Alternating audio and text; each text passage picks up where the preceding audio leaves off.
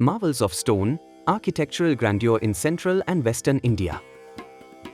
This section explores three of India's most profound architectural achievements, each a UNESCO World Heritage Site, or part of one, and each representing the absolute zenith of its patron dynasty and material, Jain marble artistry, Chandela sandstone sculpture, and Rashtrakuta monolithic excavation.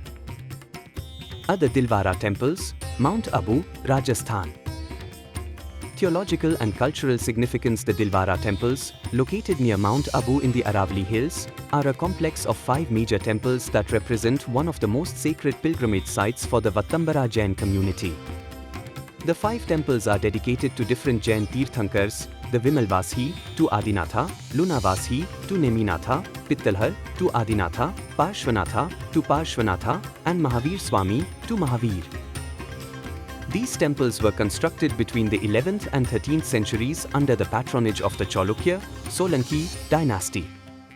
Critically, the 2 most famous temples were commissioned not by kings, but by their powerful Jain ministers, Vimal Shah, Vimalvashi, and the brothers Vastupal and Tejpal, Lunavashi. This demonstrates the immense economic, political, and cultural power wielded by the Jain mercantile and administrative classes within the Solanki kingdom.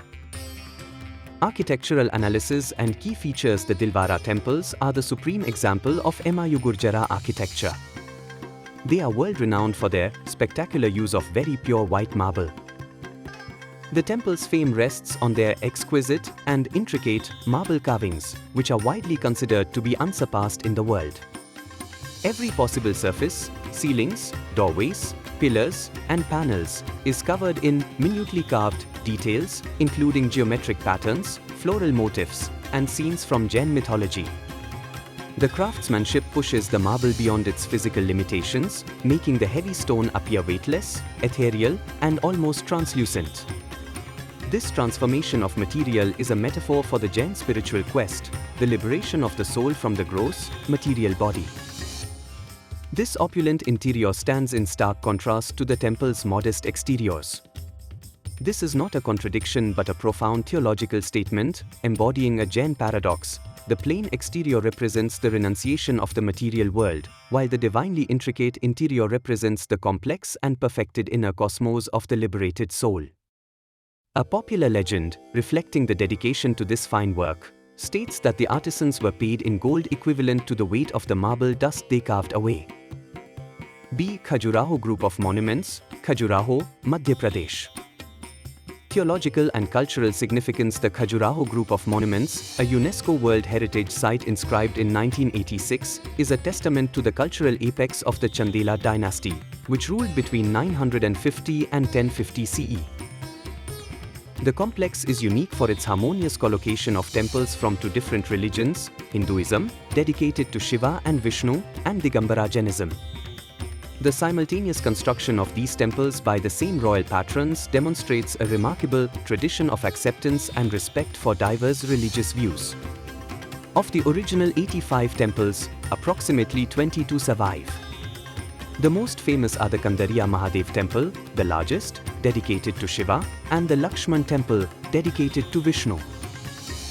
Architectural analysis and key features. The temples, constructed of sandstone, represent the culmination and apogee of Nagara-style temple architecture. They stand on a high, ornate terraced platform, Jagti, with the main body, Jangha, topped by a cluster of towers, Shikhras, that build to a single main spire over the sanctum, symbolizing Mount Kailash.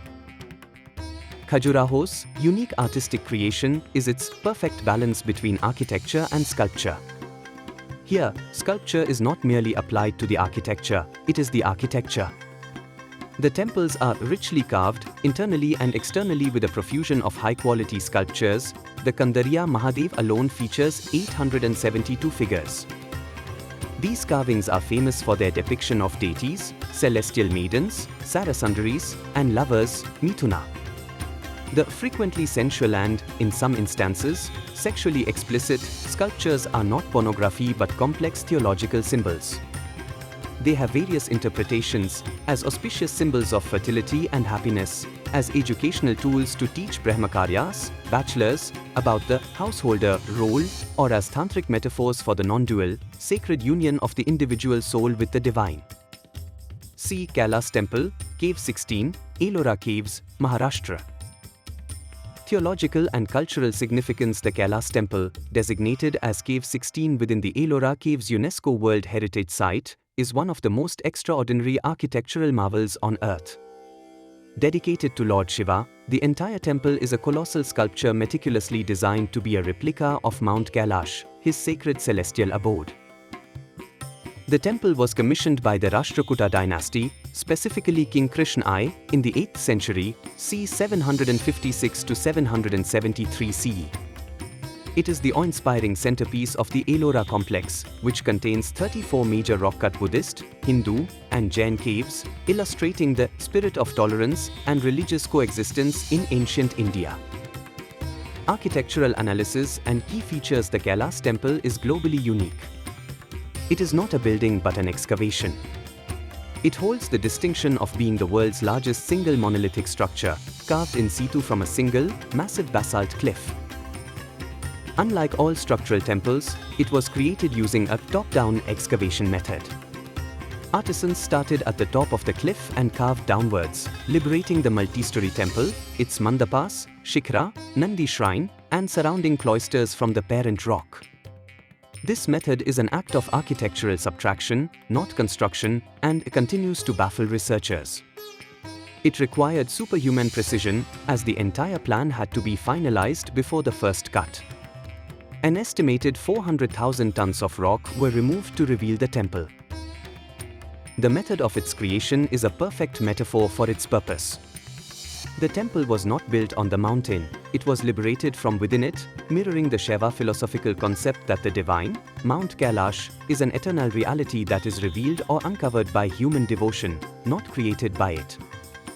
The temple follows a Dravidian architectural plan, influenced by earlier Pallav and Chalukya styles.